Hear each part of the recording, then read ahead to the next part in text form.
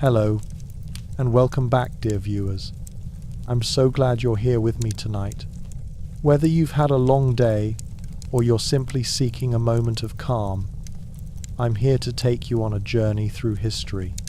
Tonight, we're going to explore something fascinating and, honestly, quite humbling. What it would really be like to spend just one day as an ordinary person in ancient Rome. Not as an emperor, not as a wealthy senator, but as you, an average citizen trying to survive in one of history's most famous civilizations. If you're enjoying these calming history journeys, do make sure to give a generous like and subscribe. Also, I'm genuinely curious, where are you tuning in from tonight? I love seeing our little community come together from all around the world. It's amazing to picture all of us relaxing under the same sky, no matter where we are. Now, let me invite you to settle in. Adjust your pillows, dim the lights, perhaps pull up a soft blanket. Let your shoulders drop, let your breathing slow, and allow yourself to drift along with this story. Tonight, as we explore the realities of Roman life, let the details wash over you like gentle waves. There's nothing you need to do, nowhere you need to be. Just rest, listen, and imagine, as we discover together why surviving even a single day in ancient Rome would test every fibre of your modern sensibilities. Let's begin our journey as the Roman sun rises over the city. You open your eyes to chaos. Not the gentle chirping of birds or the soft glow of morning light through curtains. No, you awaken to shouting, the squawking of chickens from somewhere below, a baby wailing down the hall, and the unmistakable sound of an argument between neighbours whose voices carry through walls as thin as parchment. Congratulations. You've just woken up in a Roman insula, the ancient world's version of an apartment building, and quite possibly the most dangerous residential structure ever conceived by human engineering. The insula is a multi-story building, sometimes reaching 6 or 7 floors high, constructed with whatever materials were cheapest and most readily available.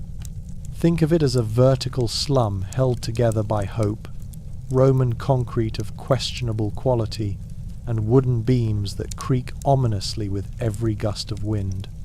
You're likely living on the 3rd, 4th, or even 5th floor, which means you're poor. In Rome, the social hierarchy is literally vertical. The wealthy occupy spacious ground floor apartments or their own private homes called domus. The higher you climb, the more desperate your circumstances, and the more likely your ceiling will cave in during a heavy rainstorm. Your room is barely larger than a modern walk-in closet. The walls are made of mud, brick, and plaster, perpetually damp in winter and radiating heat like an oven in summer. There's a small opening in the wall that serves as your window, but there's no glass, just a wooden shutter that you can close against the elements, though doing so plunges your room into complete darkness. The floor is bare stone or beaten earth, cold beneath your feet.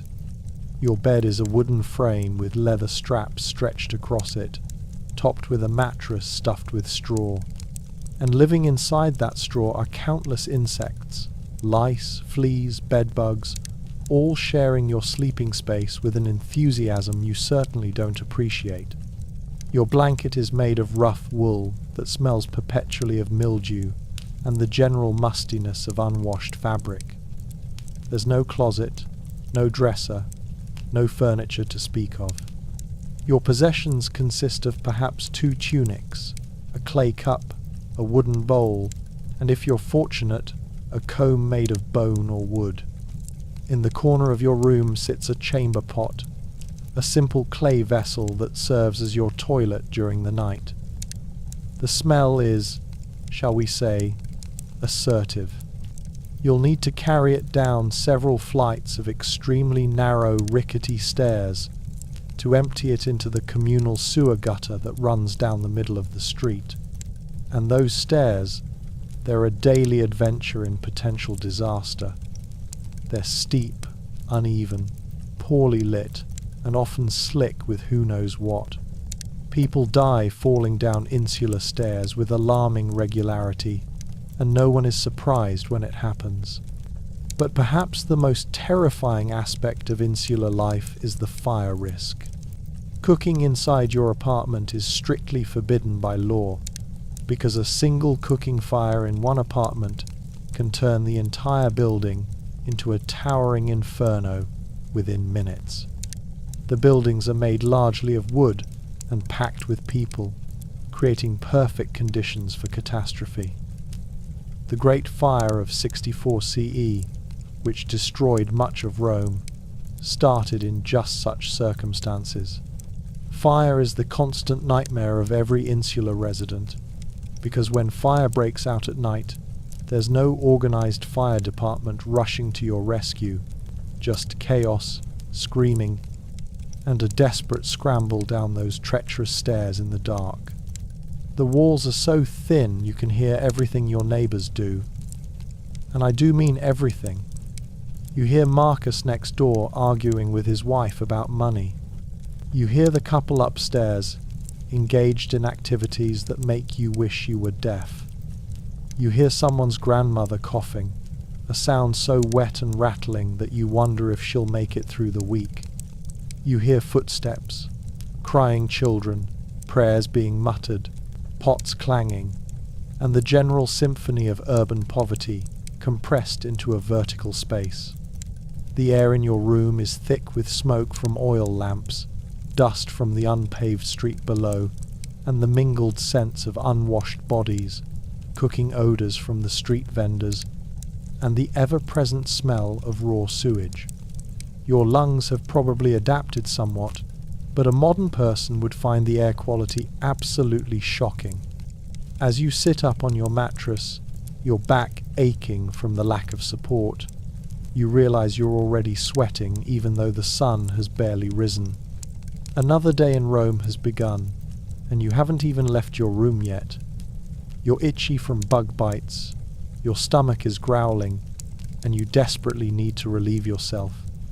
But first, you need to navigate those stairs without dying, and that's just the first challenge of many that await you today. This is home for the vast majority of Romans. Not marble villas with fountains and gardens, not the luxurious palaces you see in movies. This is reality, cramped, dangerous, loud, and perpetually on the verge of collapse or combustion. And this is where you'll return tonight, assuming you survive the day ahead. Welcome to your Roman life. Your bladder is screaming for attention, and you can't ignore it any longer. The chamber pot in your room is already full from last night, and you definitely don't want to add to it. You need to make your way to the public latrine, and you need to do it now. You grab the chamber pot by its handles, careful not to slosh its contents, and begin the treacherous descent down the insula's staircase. The stairs are even more crowded in the morning than usual. Everyone is trying to get out, start their day, empty their chamber pots, and the stairwell becomes an obstacle course of bodies, vessels of human waste, and tempers already frayed before the day has truly begun. You press yourself against the wall as a large man carrying a basket of tools pushes past you, cursing in guttural Latin. The smell in the stairwell is overwhelming, a mixture of every household's morning business, stale cooking odours, and unwashed humanity. Finally reaching the street level, you join the procession of neighbours heading toward the nearest public latrine. Some people, you notice with disgust, simply empty their chamber pots into the gutter that runs down the centre of the street. This is technically illegal, and fines can be imposed, but enforcement is sporadic at best. The street is already flowing with a brownish stream of waste, garbage, and runoff, creating a river of filth that you must carefully step over or around. The latrine itself is a public building, free to use, and absolutely horrifying by any modern standard. You enter through an open doorway, there are no doors for privacy, and find yourself in a rectangular room with stone benches running along the walls. Cut into these benches are circular holes, spaced perhaps 2 feet apart. This is where you sit to do your business. There are no dividers, no stalls, no walls between users. Privacy is not a Roman concept when it comes to bodily functions. You take a seat, if you can call, perching on a stone hole sitting, next to an elderly man who nods at you pleasantly and continues his conversation with the person on his other side. They're discussing grain prices and the upcoming games at the Colosseum, completely unbothered by the intimate nature of their situation. Across from you, a merchant is reading from a scroll, his face showing no embarrassment whatsoever. This is normal. This is Roman culture. Beneath the bench, a shallow channel of water flows continuously, carrying away the waste of everyone using the facility. The water comes from the public aqueduct system and eventually flows into the Tiber River, though calling it treatment would be incredibly generous. The smell is overwhelming, even though Romans have attempted to mitigate it by burning incense and ensuring the water keeps moving. Your eyes water slightly, but everyone else seems completely accustomed to the stench. Now comes the truly horrifying part. When you're finished, you need to clean yourself. And the tool provided for this purpose is the tussorium, also known as the xylospongium. It's a sponge attached to a stick, communal, shared by everyone in the latrine. These sponges are kept in buckets of either salt water or vinegar between uses, which theoretically provides some sanitation. In practice, you're using the same wiping implement that dozens of other people have used before you and will use after you. You reach for the tussorium with a mixture of resignation and revulsion. There's no real alternative unless you brought your own cloth from home, which many people cannot afford to do regularly. You use the sponge as quickly as possible, trying not to think too much about the bacterial ecosystem you're introducing to your most sensitive areas. You rinse the sponge in the bucket and return it for the next person. Your hands now feel contaminated, which they absolutely are. The hand-washing facilities are minimal. There's a communal basin of water, but it's been used by everyone before you, and there's no soap. Romans don't have soap as we know it. They use a combination of oil and strigil scrapers to clean their skin in the baths, but here in the latrine, you simply rinse your hands in water that's probably more contaminated than your hands were to begin with. You dry your hands on your tunic because there are no towels. Stepping back out into the street, you feel lighter but not cleaner. In fact, you probably feel less clean than when you woke up. Your modern immune system, accustomed to antibacterial soap, hand sanitizer, and flushing toilets, would be in complete shock. Your ancient Roman body has built up some resistance to the constant exposure to fecal bacteria, but intestinal diseases, parasites, and infections are still rampant in the city. As you make your way back toward your insula, you can't help but think about the bathroom you have at home in the 21st century. The privacy, the toilet paper, the running water, the soap, the toilet that flushes everything away into a sophisticated sewer system. None of that exists here. This is daily life in Rome, and it's only just begun. The morning latrine experience is something that would break most modern people within hours. The lack of privacy, the communal wiping implement, the contaminated water, the overwhelming smell, it's all so fundamentally contrary to modern concepts of hygiene and dignity. But this is your reality now. and tomorrow you'll do it all over again, assuming you survive today. With your morning ablutions completed, your stomach reminds you that you haven't eaten since yesterday evening. It's time for breakfast, or as the Romans call it, entaculum.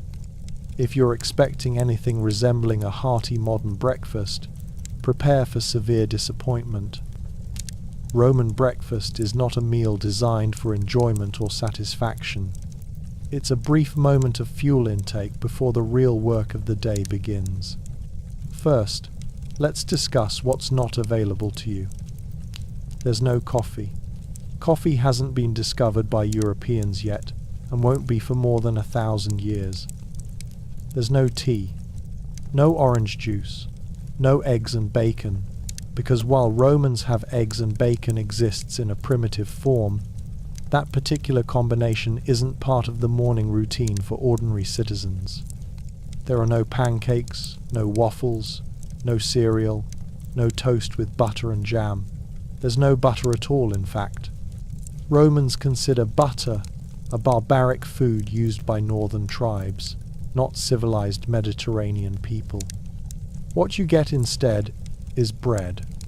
Hard, dense, coarse bread called panis plebeius, the bread of the common people.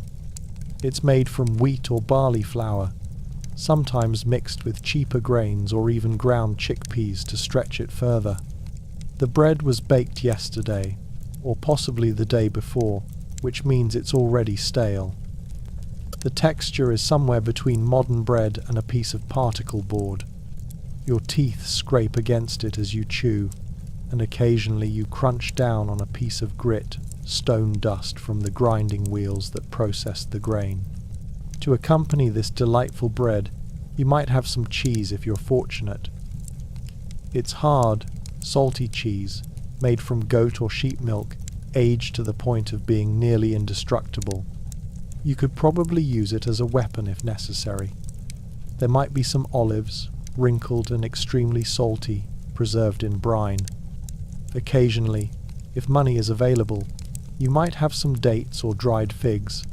The sweetness, a rare pleasure in your otherwise bland diet. And then there's the beverage, wine. But not wine as you might imagine it, chilled and pleasant. Roman wine is mixed with water, usually at a ratio of 1 part wine to 2 or 3 parts water. Drinking undiluted wine is considered barbaric, the mark of an alcoholic or a foreigner with no self-control. The problem is that the water it's mixed with is of questionable quality, potentially contaminated from the lead pipes it travelled through or the communal fountain it came from. The wine helps kill some of the bacteria, which is likely why watered wine is the beverage of choice for all meals. There's no kitchen in your apartment, remember, so you're eating this meal standing in the street, squatting beside a public fountain, or sitting on the steps of your insula if you can find space. Around you, other Romans are doing the same, gnawing on their bread, washing it down with their watered wine, preparing themselves for a long day of labor. If you have a bit of extra money, you might visit one of the street vendors who set up their stalls in the early morning. They offer hot food, a luxury for those who cannot cook at home. You might find someone selling moretum, a cheese spread made with herbs and garlic which you can slather on your bread. Or perhaps libum, small sacrificial cakes made with flour, cheese and honey, though these are expensive and usually reserved for religious occasions. But here's where Roman cuisine gets truly challenging for the modern palate. Everything, and I mean everything, is seasoned with garum. This is a fermented fish sauce made by layering fish, usually small fish like anchovies, with salt and leaving them to ferment in the sun for months.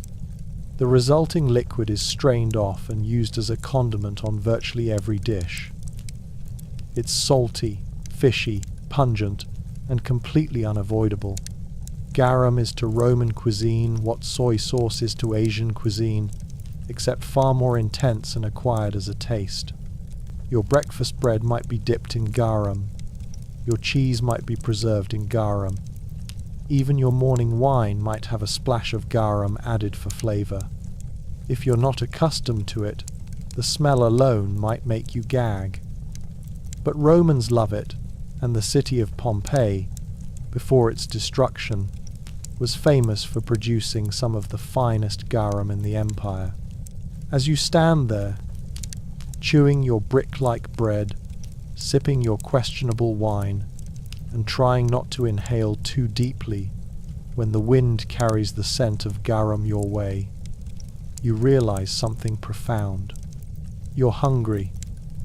This breakfast has done nothing to truly satisfy you. Your stomach still feels empty, your body craving the protein, the calories, the nutrition it needs to get through a day of physical labor. But this is all you get. This is breakfast in Rome. The wealthy, of course, have it better.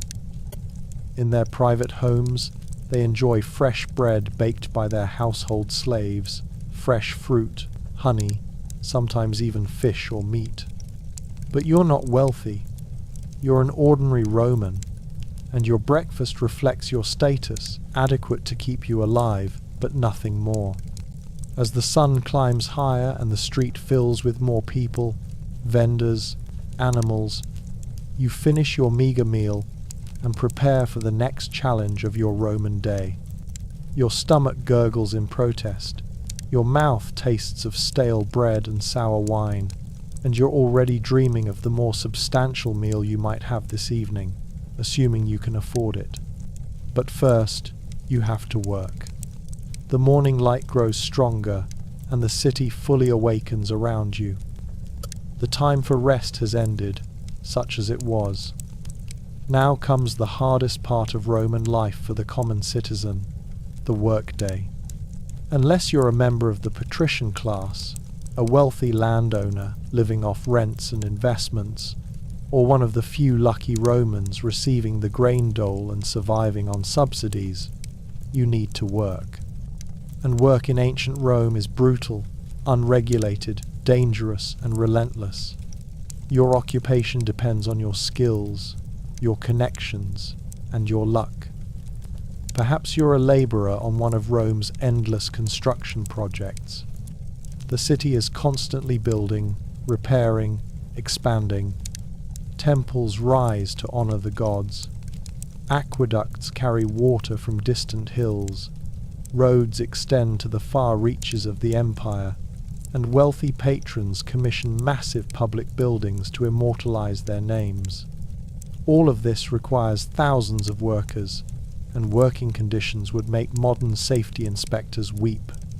If you're a construction laborer, your day begins at dawn and doesn't end until the sun sets, sometimes longer if the foreman is demanding or deadlines are pressing. There are no 8-hour shifts, no overtime pay, no workers' compensation if you're injured. You're paid by the day, and if you don't show up, you don't eat. It's that simple. Your tools are basic: wooden shovels, iron hammers, chisels, measuring ropes, and your own strong back. There are no power tools, no machinery, no cranes in the modern sense. Heavy stones are moved using wooden rollers, ramps, and sheer human strength. Teams of men pull ropes attached to massive blocks of marble or travertine, their muscles straining, their backs bending, while an overseer shouts encouragement or threats depending on his temperament. The work is backbreaking in the most literal sense. Spinal injuries, hernias, and muscle tears are common. There's no concept of ergonomics, no understanding that repeatedly lifting heavy objects in certain ways will permanently damage your body. You simply work until your body gives out, and when it does, you're replaced by someone younger and stronger. Your value as a worker is measured solely by your physical capability. The sun beats down mercilessly, especially in summer. There's no shade on most work sites, no water stations, no scheduled breaks. You bring your own water in a clay vessel or leather bag, and when it runs out, you either find a public fountain or you go thirsty. Heat exhaustion is common. Men collapse regularly, and if they recover, they get back to work. If they don't, their bodies are removed and the work continues. Accidents are frequent and often fatal.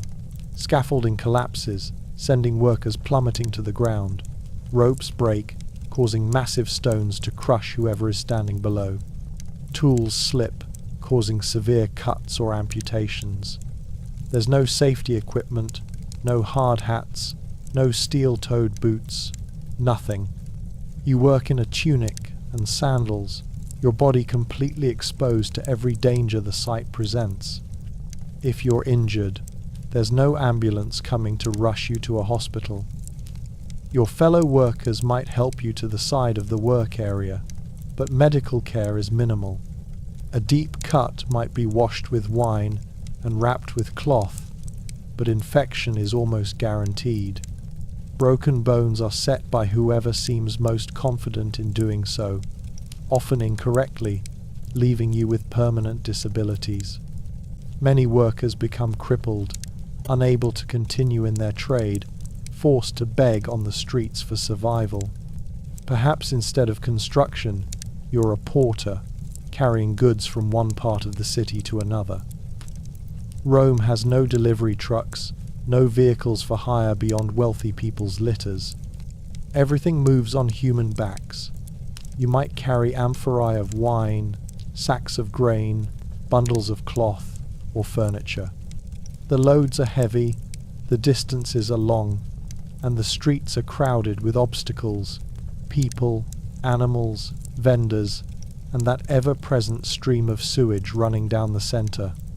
Or maybe you're a craftsman, a potter, a sandal maker, a weaver. This sounds better than hauling stones, but it comes with its own challenges.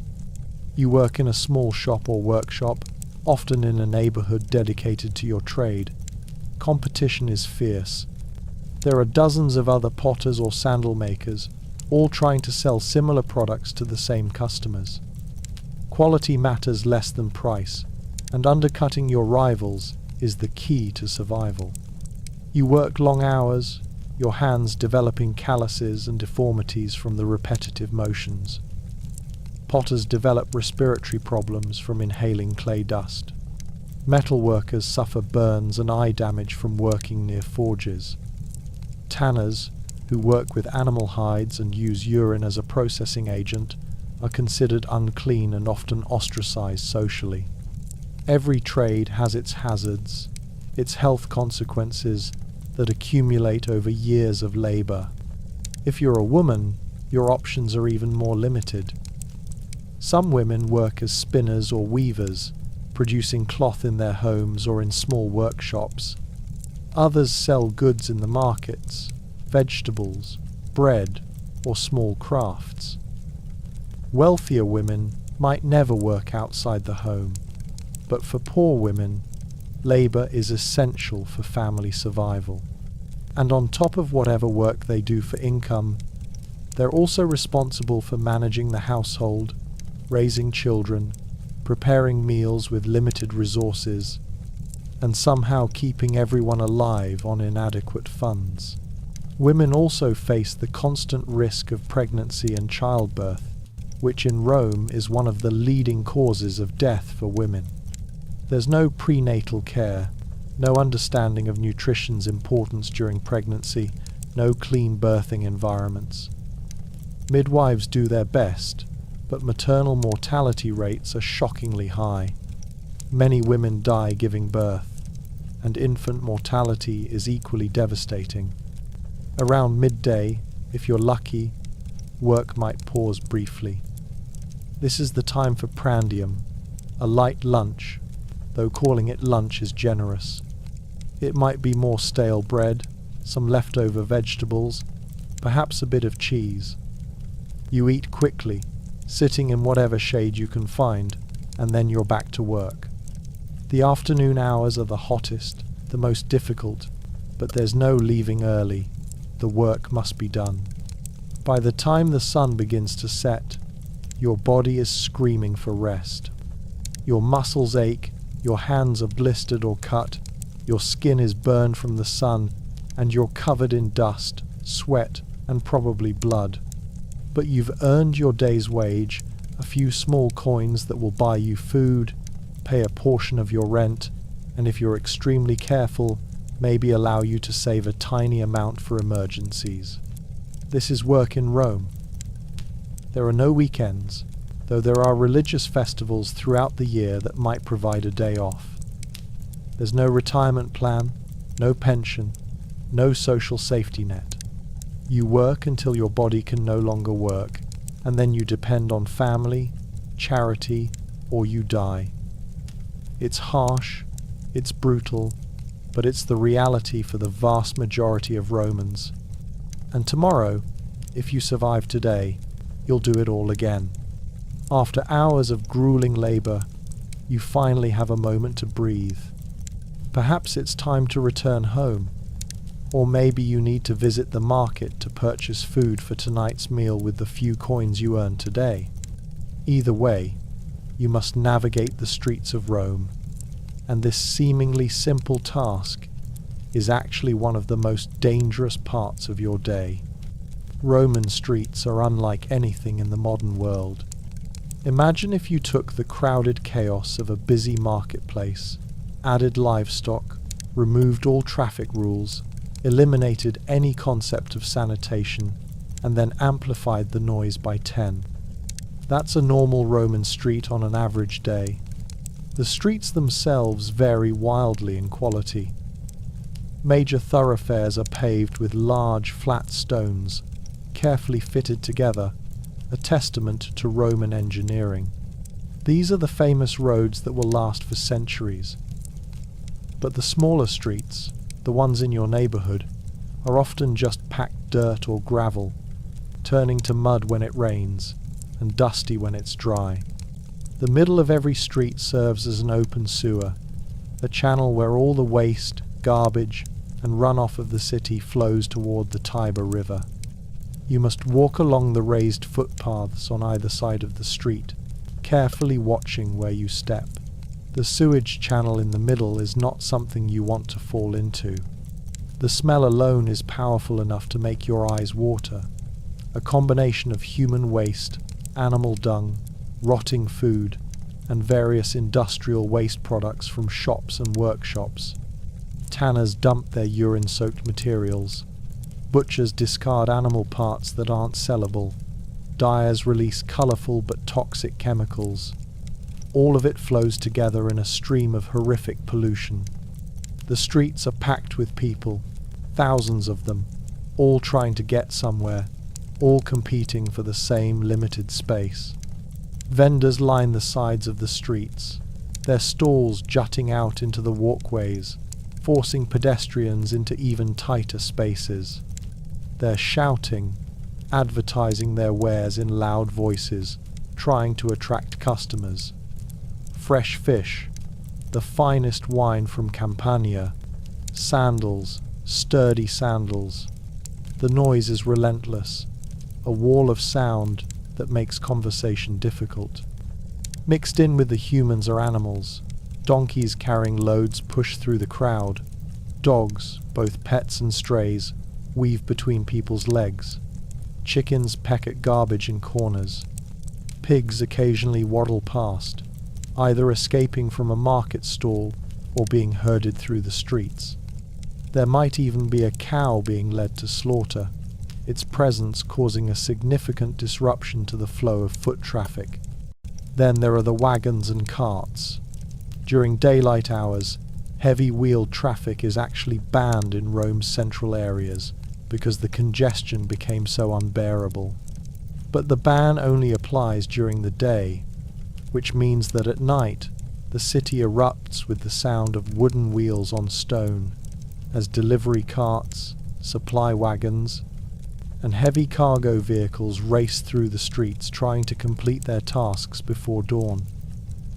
Sleep is nearly impossible near major roads because of the nighttime traffic noise. During the day, however, Lighter carts and the litters of the wealthy still navigate the streets. Litters are essentially enclosed chairs carried by multiple slaves, allowing rich Romans to travel without having to walk among the common people. When a litter approaches, everyone else is expected to move aside, pressing themselves against buildings or stepping dangerously close to the sewage channel. If you don't move fast enough, the litter bearers will simply push you out of the way, and there's nothing you can do about it. Status is everything in Rome, and the street is just another place where that hierarchy is enforced. Pickpockets and thieves work the crowds with practiced skill. In the press of bodies, a skilled thief can cut your purse strings, remove items from baskets, or simply grab something and disappear into the crowd. You must be constantly vigilant, keeping your hands on your possessions, trusting no one who bumps into you or seems too friendly. The smell of the streets is an assault on your senses. Beyond the sewage, there's the smell of smoke from cooking fires and workshops, the tang of metalworking, the pungency of fish being sold in the markets, the sweet rot of fruit going bad in the heat, and always, always, the smell of unwashed human bodies. Thousands of people living in close quarters with limited access to bathing facilities creates a permanent odor that hangs over the city like a miasma. Garbage is everywhere. While there are designated dumps outside the city walls, and some streets are occasionally cleaned by municipal workers, the reality is that most people simply throw their trash wherever is convenient. Broken pottery, food scraps, soiled rags, all of it ends up in the streets. Some of it gets trampled into the mud. Some of it is scavenged by dogs, pigs, and the desperately poor. But much of it just accumulates, creating piles of refuse in corners and alleys. Speaking of alleys, they're particularly dangerous.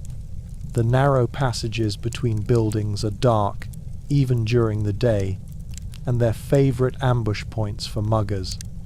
If you need to cut through an alley to reach your destination, you do so quickly and alertly, keeping your hand on any weapon you might carry, even if it's just a stick or a heavy tool. The physical dangers of the street are real and constant. You might be knocked down by a rushing cart, trampled by a donkey, pushed into the sewage channel by the crowd, or hit by objects thrown or dropped from upper-story windows. Yes, that's a real concern. Some people simply toss their garbage, or worse, the contents of their chamber pots, out of their windows, rather than carrying them down to the street. The satirist Juvenal wrote about the danger of walking beneath apartment buildings at night, warning that a chamber pot dropped from a fourth-story window could kill you just as surely as a sword. Then there are spontaneous disturbances. Arguments break out and quickly escalate into fights. Religious processions block entire streets while followers chant and make offerings. Political demonstrations can turn violent with little warning. Street performers attract crowds that block traffic, and occasionally there are fires. When a building catches fire, everyone panics, running in all directions, creating a stampede that can kill more people than the fire itself. By the time you reach your destination, whether it's the market, your home, or anywhere else, you're exhausted from the constant vigilance required, your senses overwhelmed by the noise and smell, and quite possibly carrying less money than when you started, thanks to skilled pickpockets. The Roman street is a test of survival skills, requiring awareness, quick reflexes, and a strong stomach. It's not a pleasant walk. It's an ordeal, and you must endure it multiple times every single day. After navigating the chaotic streets and surviving the workday, you're thirsty, desperately thirsty. The physical labor, the heat, the stress, all of it has left you dehydrated. you need water. And Rome, despite all its problems, is actually famous for one thing: its aqueduct system. These massive engineering projects carry fresh water from springs and lakes in the surrounding hills, transporting millions of gallons daily into the heart of the city. It's one of Rome's greatest achievements, and also one of its most dangerous. The aqueducts themselves are marvels of engineering: massive stone channels, some running above ground on tall arches, others flowing underground through tunnels carved through rock. They maintain a constant gradient, using only gravity to move water across miles of terrain. The water arrives in Rome relatively clean, filtered by its long journey through stone channels. But here's where the miracle of Roman engineering becomes a nightmare for your health: the distribution system. Once the water reaches the city, it flows into large holding tanks called castella, and from there it's distributed throughout Rome through a complex network of pipes. And those pipes are made of lead. Lead, or plumbum in Latin, is the pipe material of choice because it's soft, malleable, easy to work with, and readily available. Roman plumbers, a word that literally comes from the Latin word for lead, can shape lead pipes to fit any route, connect them with lead solder, and create a distribution system that brings water directly to public fountains, bathhouses, and, if you're wealthy enough, private homes. The problem, which Romans don't fully understand, but may have some suspicion about, is that lead is toxic, extremely toxic. Water sitting in lead pipes, especially if it's slightly acidic, dissolves small amounts of lead, which then enters your body when you drink. Lead poisoning is cumulative. It builds up in your body over time, stored in your bones, and slowly causes a range of devastating health problems. The symptoms of chronic lead poisoning, which many Romans would have experienced, include anemia, making you constantly tired and weak. There's cognitive impairment, difficulty concentrating, memory problems, and mood disturbances. Lead affects the nervous system, causing tremors, numbness, and eventually paralysis. It damages the kidneys, leading to gout and kidney stones, afflictions that were extremely common among Romans. It causes infertility in both men and women. And perhaps most insidiously, it causes behavioral changes, increased aggression, depression, and impaired judgment. Some historians have even speculated that lead poisoning contributed to the decline of Rome itself, arguing that generations of Romans drinking lead-contaminated water, eating food cooked in lead pots, and even drinking wine sweetened with lead acetate, a sugar substitute made by boiling grape must in lead vessels, resulted in widespread cognitive impairment among the ruling classes. While this theory is debated and probably overstated, there's no question that lead exposure was a serious health problem. But you don't know this as you approach a public fountain to quench your thirst. The fountain is a stone basin, constantly flowing with water from the aqueduct. Around it, other Romans are filling clay jugs, washing their hands and feet, and yes, letting their children play in the water. The fountain serves multiple purposes, and hygiene is not strictly observed. You cup your hands under the flow and drink deeply. The water is cool, refreshing, a relief after the heat of the day. But with every swallow, you're ingesting not just water but microscopic particles of lead, along with whatever bacteria and contaminants have been introduced by the hundreds of other people who've used this fountain today. If you want to bathe, you head to the thermae, the public baths. This is one of the few leisure activities available to ordinary Romans, and the baths are open to everyone for a small fee, sometimes free on days sponsored by wealthy patrons or the emperor himself. The baths are also one of Rome's great social institutions, places where you can exercise, socialize, conduct business, and get clean, sort of. The bath complex typically includes several rooms. First, the apoditerium, a changing room where you undress and hope your clothes aren't stolen while you bathe. Then the palestra, an open courtyard for exercise, wrestling, or ball games. After working up a sweat, you proceed through the bathing sequence. The caldarium is a hot bath, heated by furnaces beneath the floor. The water is hot, steamy, and filled with other naked bathers. There's no chlorine, no filtration, and the water is only changed periodically, meaning you're soaking in what is essentially a warm human soup. Next is the tepidarium, a lukewarm bath for transition. Finally, the frigidarium, a cold plunge pool that's supposed to invigorate you and close your pores. Romans don't use soap as we know it.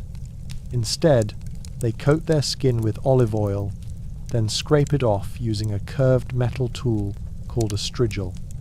The oil, mixed with dirt, sweat, and dead skin cells, is scraped into collection vessels. Wealthy people have slaves do this for them. Everyone else does it themselves or helps each other.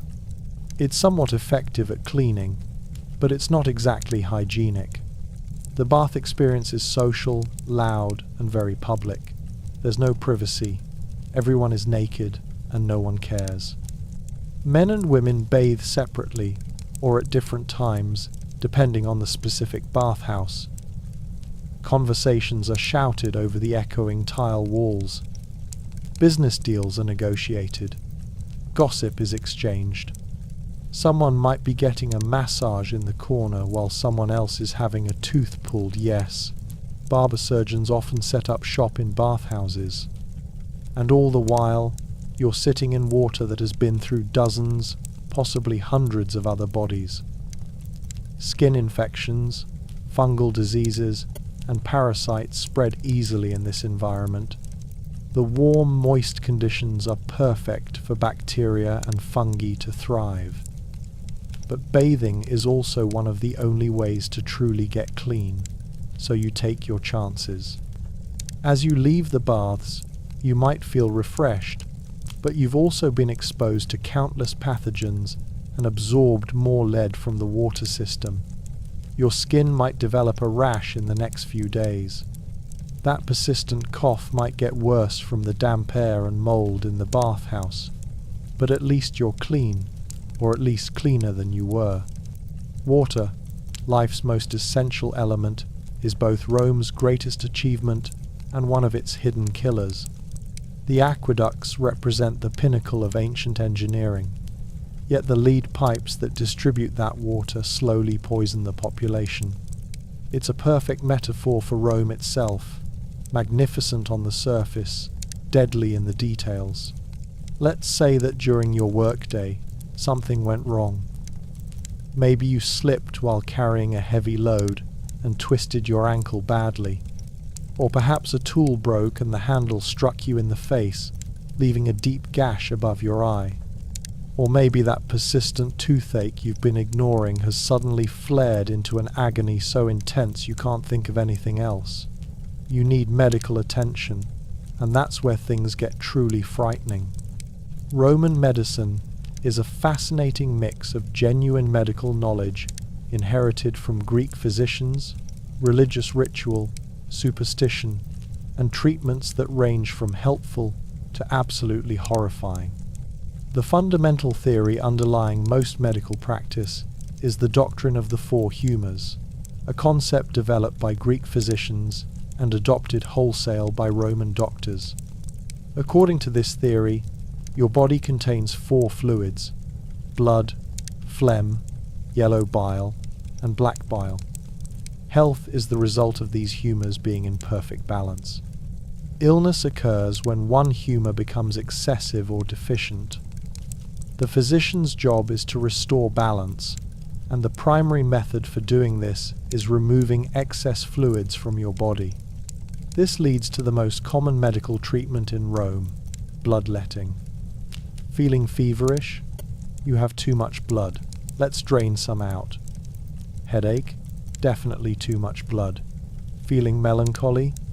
That's an excess of black bile, but bleeding might help anyway. The logic is circular, and the treatment is applied to virtually every condition. Your doctor, who might also be your barber, because the two professions often overlap, brings out one of several tools. He might use a sharp lancet to open a vein in your arm, allowing blood to flow into a bowl until he decides you've lost enough. Or he might apply leeches, specially bred for medical purposes, which attach to your skin and gorge themselves on your blood. The leeches are considered a more controlled method, and they do actually release natural anticoagulants and anesthetics, making the process slightly less terrible than it sounds. But let's say your injury requires something more than bloodletting. That gash above your eye needs stitching, or perhaps your twisted ankle is actually broken. Now you're facing Roman surgery, and you should be absolutely terrified. Roman surgeons actually possess considerable skill and an impressive array of specialized instruments.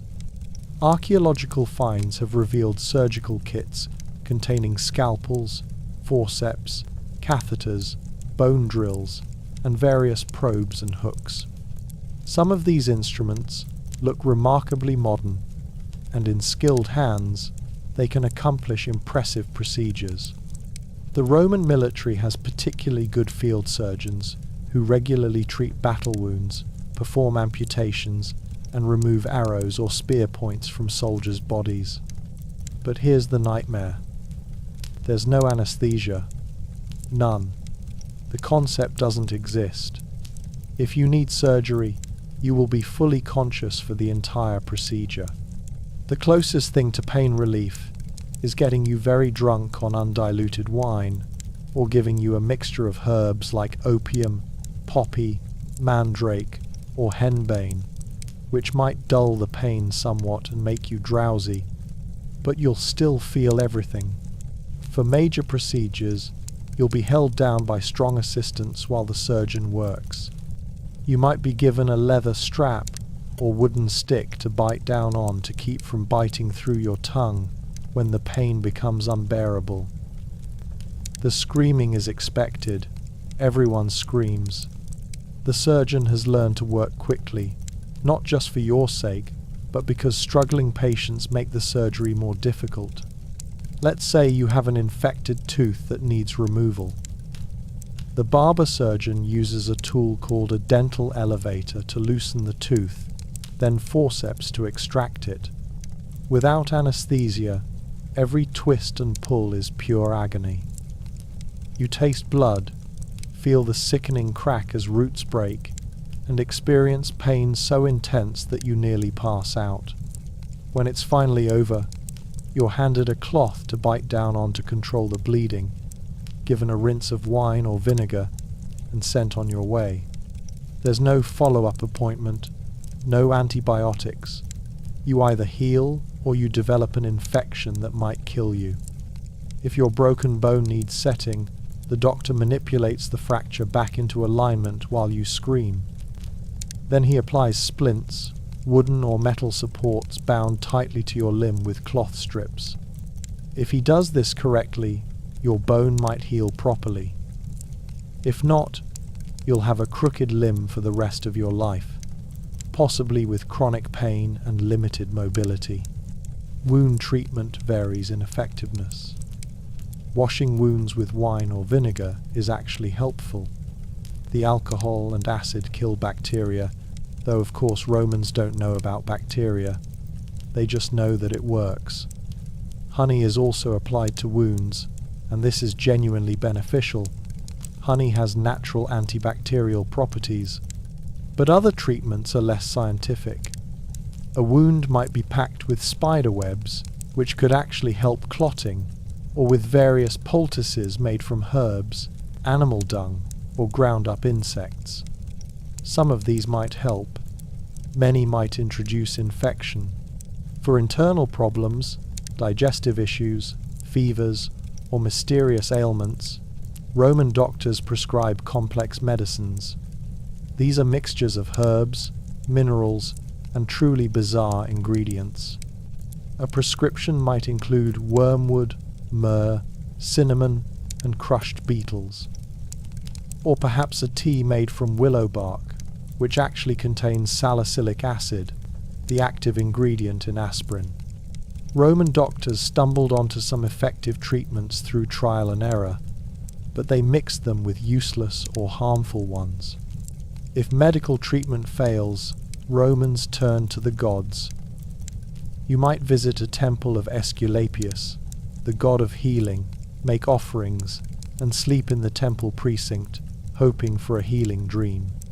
The god might visit you in your sleep and reveal the cure, or simply heal you directly.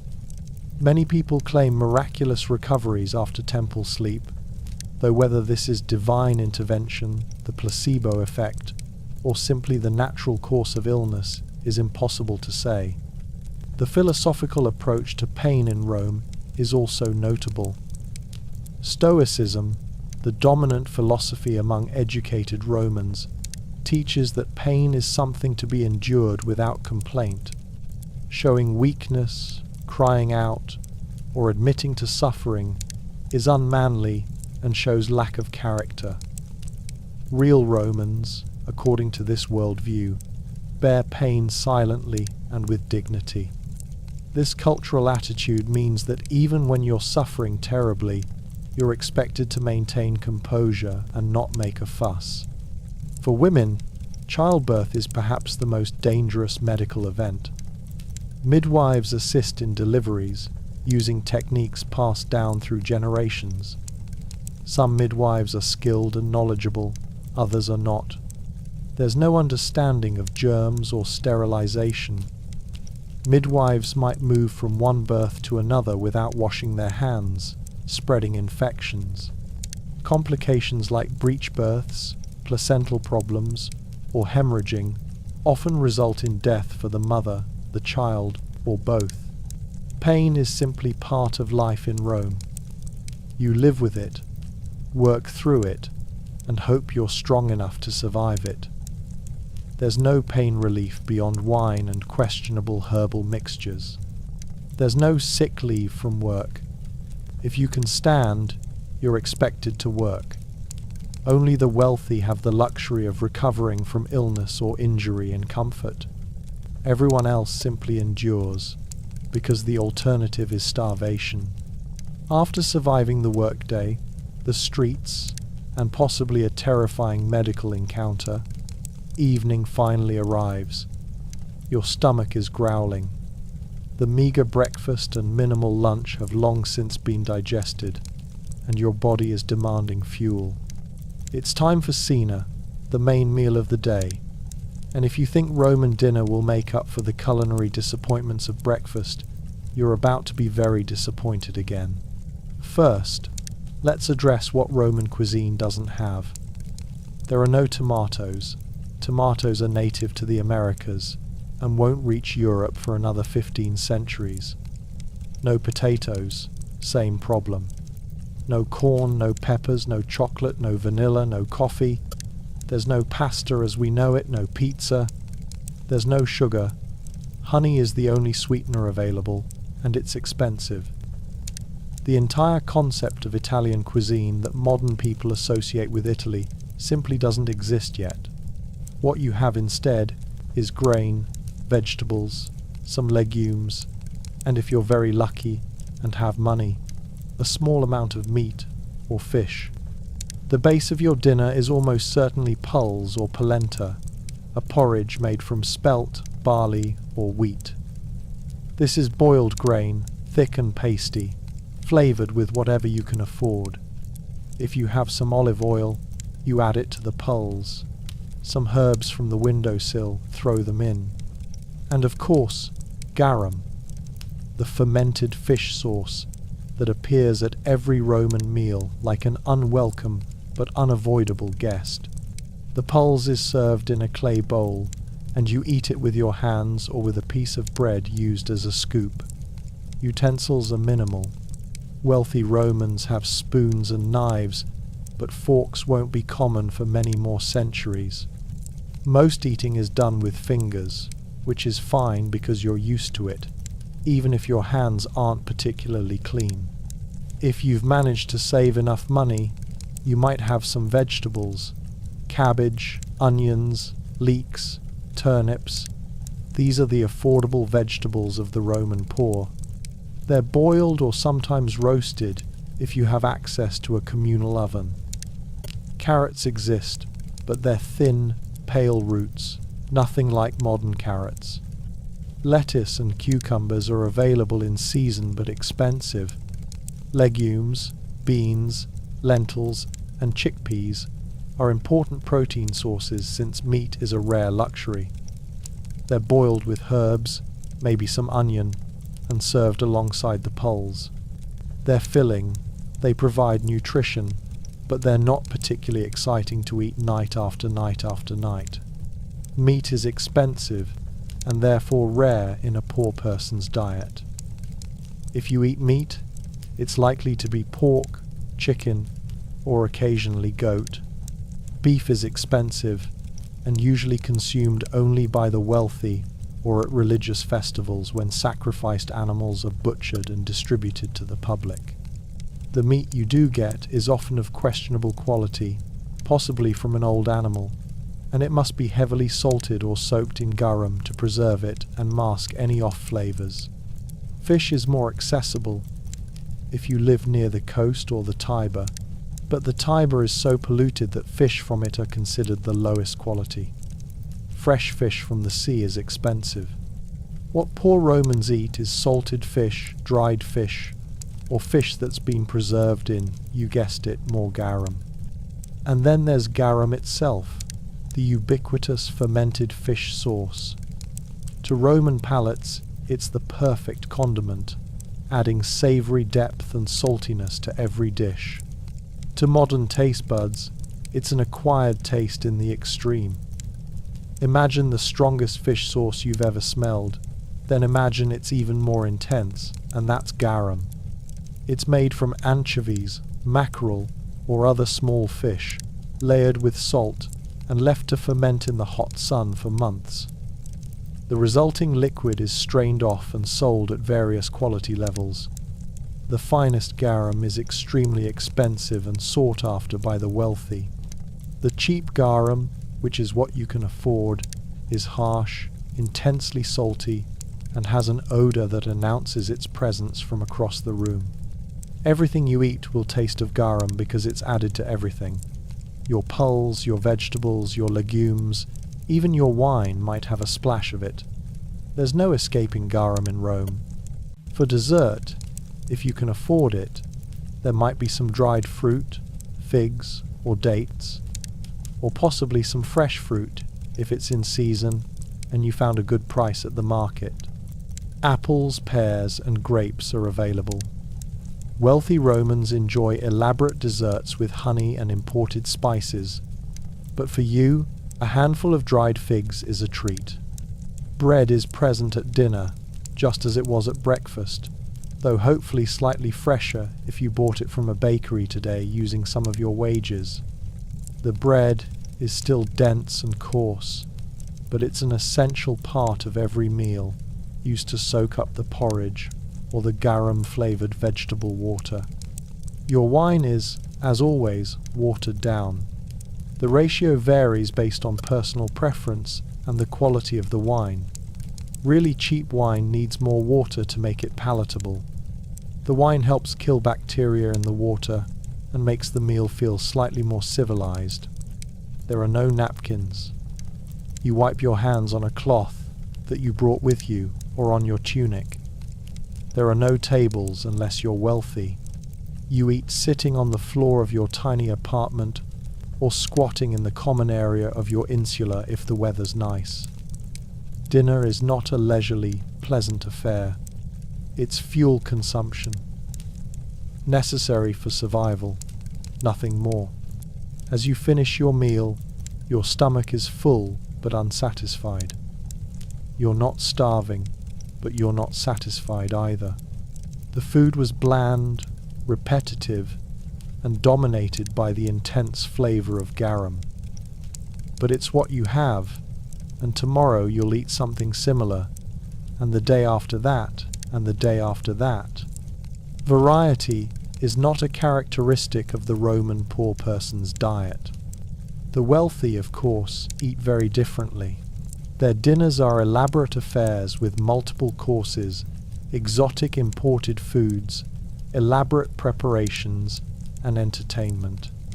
They recline on couches while slaves serve them dish after dish: roasted peacock, dormice stuffed with nuts, flamingo tongues, whatever expensive and unusual items will impress their guests.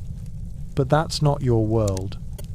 You're grateful to have pulse and beans, because the alternative is hunger. And in Rome, hunger is always just a few missed workdays away. After dinner, as the sun sets and the air cools slightly, you might think about rest.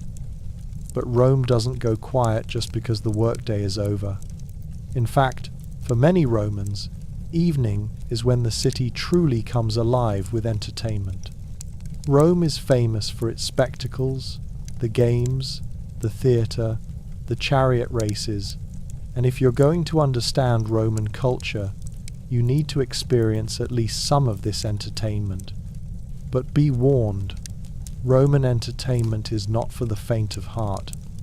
The Colosseum, or Flavian Amphitheatre as it's officially known, is the crown jewel of Roman entertainment. This massive stone structure can hold over 50,000 spectators, and when games are held, it fills with Romans from every social class. The wealthy sit in the lower sections with the best views, while common citizens like you climb to the upper tiers, but everyone is welcome. Often, entry is free, sponsored by the emperor or wealthy politicians seeking to curry favor with the masses. The games typically begin in the morning with animal hunts. Exotic animals from across the empire, lions, bears, elephants, crocodiles, even ostriches, are released into the arena and hunted by specially trained beast fighters. The animals are killed in large numbers, dozens or even hundreds in a single day of games. The crowd cheers as a hunter faces down a lion, as elephants are speared, as predators are set against each other. It's violent, bloody, and considered great entertainment. At midday, the executions begin. Criminals, traitors, and those deemed enemies of Rome are killed in the arena as public punishment. They might be crucified, burned alive, thrown to wild animals, or forced to fight each other to the death without proper weapons or training. These aren't honorable deaths. They're designed to be humiliating and terrifying, to serve as warnings to anyone who might consider breaking Roman law. The crowd eats snacks and discusses the methods of execution, as if commenting on the weather. In the afternoon come the main events, the gladiator fights. These are trained fighters, either slaves, prisoners of war, or occasionally free men who've chosen this profession for the money and fame. They fight in pairs or groups, using various weapons and armor styles. A murmillo, with his fish-crested helmet and large shield, might face a retiarius with his net and trident. The combat is real.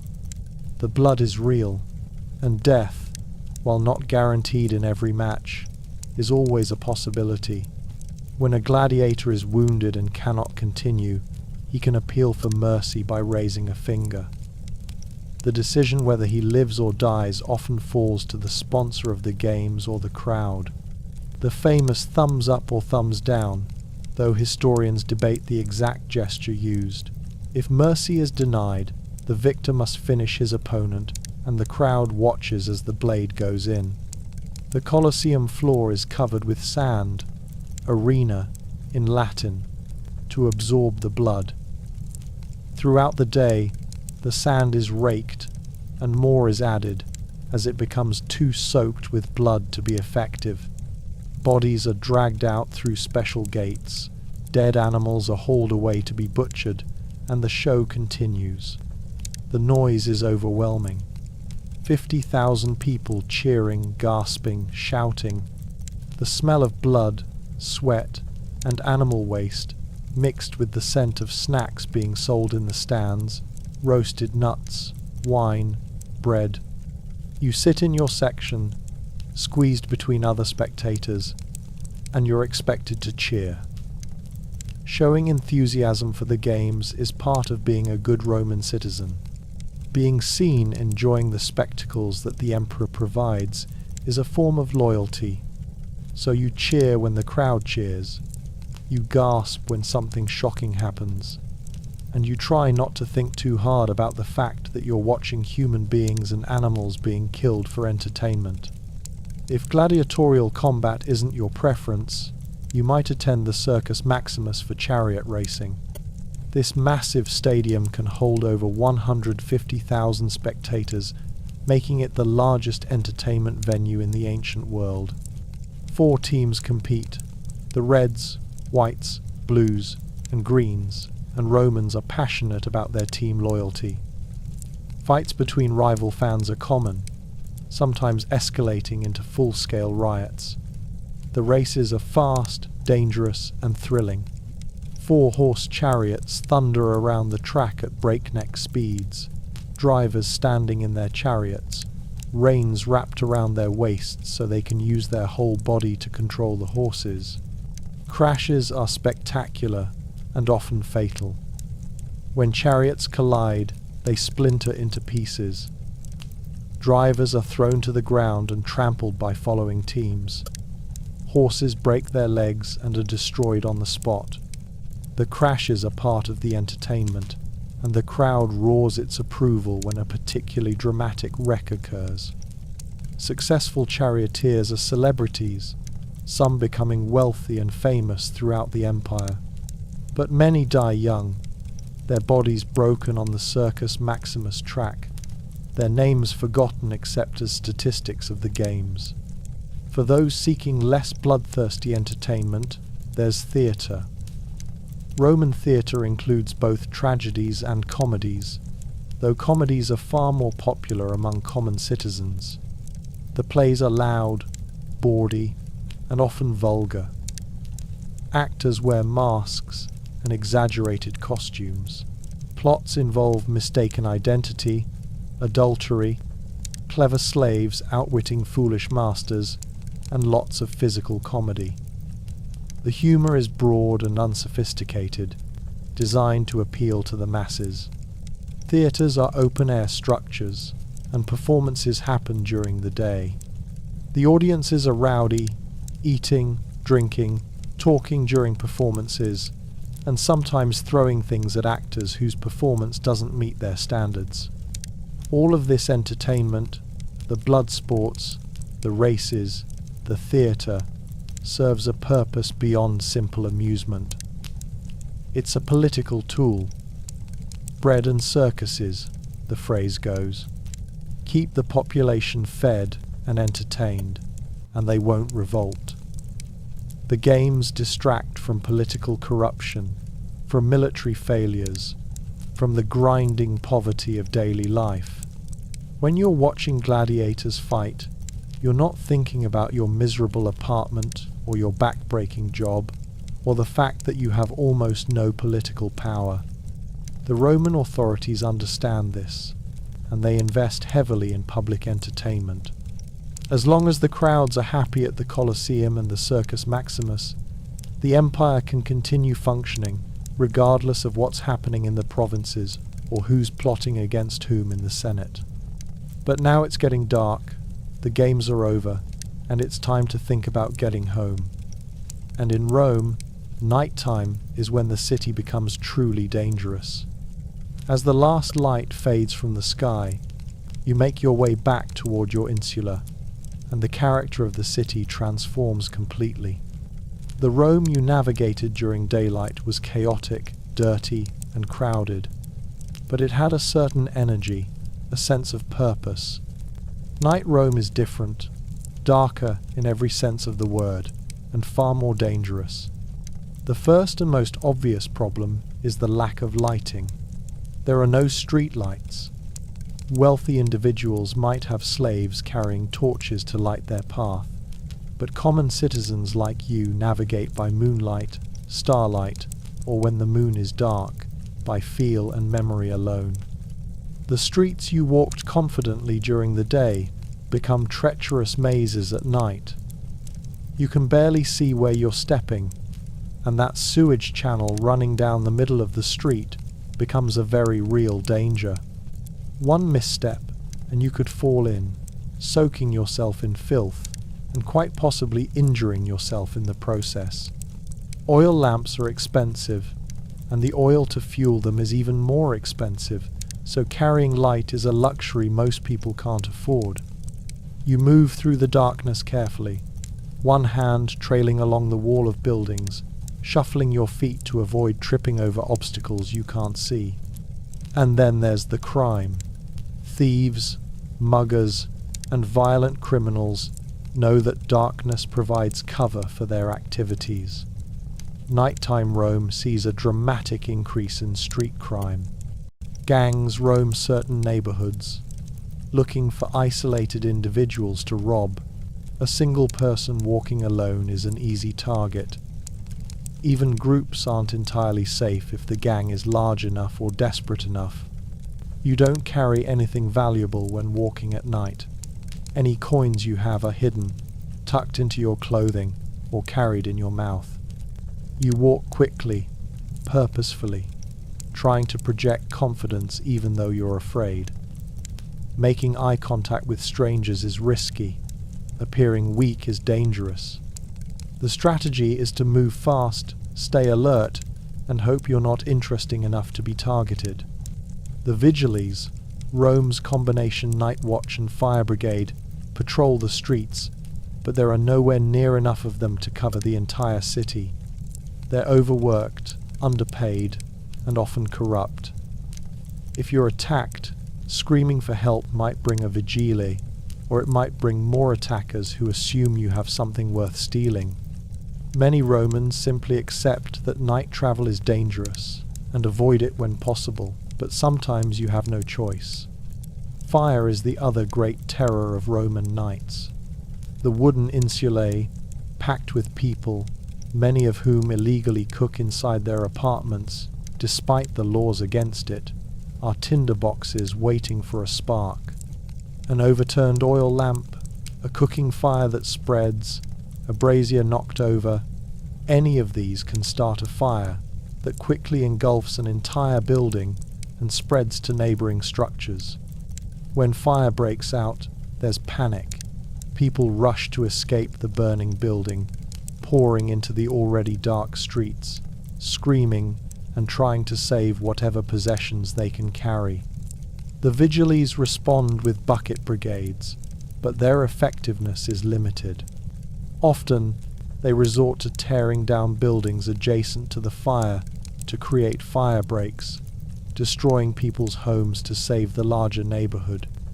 If you're in a burning insula, your options are limited. You can try to escape down the stairs, fighting against the smoke and the crowds of other residents trying to do the same.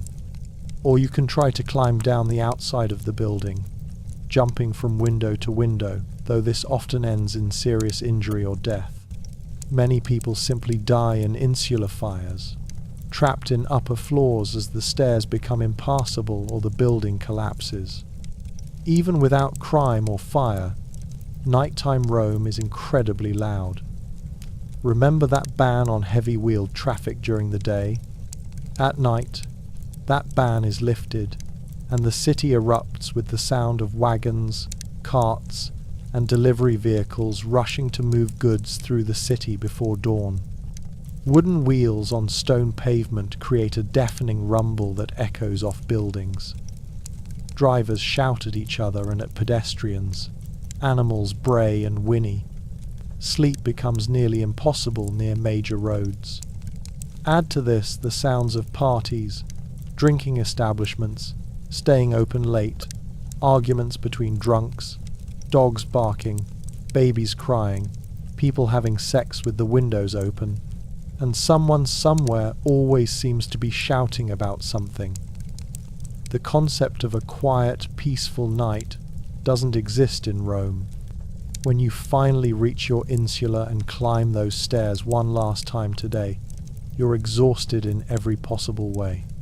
Physically exhausted from the work, mentally exhausted from the constant vigilance required to survive, and emotionally exhausted from witnessing violence and being surrounded by suffering.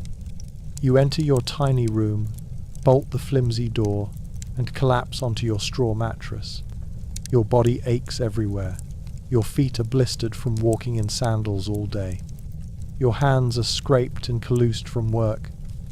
You're probably nursing some injury, a cut, a bruise, maybe something worse. Your stomach is full but unsatisfied. You've been exposed to lead, bacteria, parasites, and countless other health hazards throughout the day. And tomorrow, you'll wake up and do it all again. The same breakfast, the same work, the same streets, the same challenges. Day after day, for as long as your body holds out, this is your life in Rome.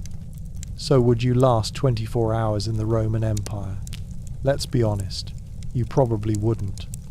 The food alone might break you, the absence of coffee, the garum in everything, the stale bread and watered wine.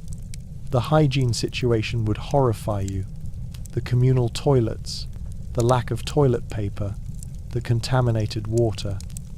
The physical labor would exhaust you, the medical care would terrify you, the entertainment would shock you, and the constant danger from traffic, disease, crime, fire, you'd be overwhelmed within hours. But here's what's remarkable. Romans did this, not just for a day, but for entire lifetimes. Generations of people lived in these conditions, worked these jobs, survived these streets. They built families, formed friendships, created art, worshipped gods, fell in love, and found moments of joy in a life that seems almost unbearably hard from our modern perspective. And in the process of living these hard lives, they built one of the most influential civilizations in human history. They constructed roads that still exist today. They engineered aqueducts that demonstrate principles of hydraulics we still use. They developed legal systems that form the foundation of modern law. They created literature, poetry, and philosophy that we still read and study. They spread their language, Latin, which evolved into French, Spanish, Italian, Portuguese, and Romanian, and influenced countless other languages. Rome worked, despite everything, despite the poverty, the pollution, the disease, the violence. It functioned as a massive, complex society for over 1,000 years, shaping the Western world in ways that persist 2 millennia after its fall. So while you personally might not last 24 hours in ancient Rome, you can at least appreciate it from the comfort of your modern life. You can be grateful for antibiotics, for sewage systems, for building codes, for labor laws, for hot showers, for refrigeration, for pain medication, for electricity, for all the conveniences and safety measures that make your life comfortable and secure.